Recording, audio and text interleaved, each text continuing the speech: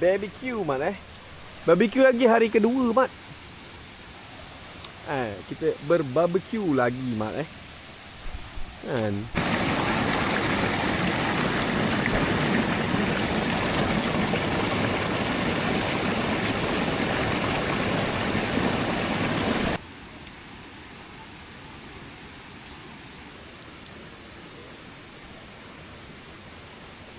Oi, malam kedua Mat.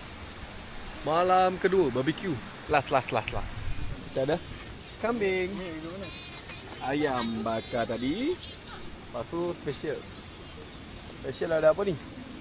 Ada spaghetti Mat, carbonara. Mantap. Kan?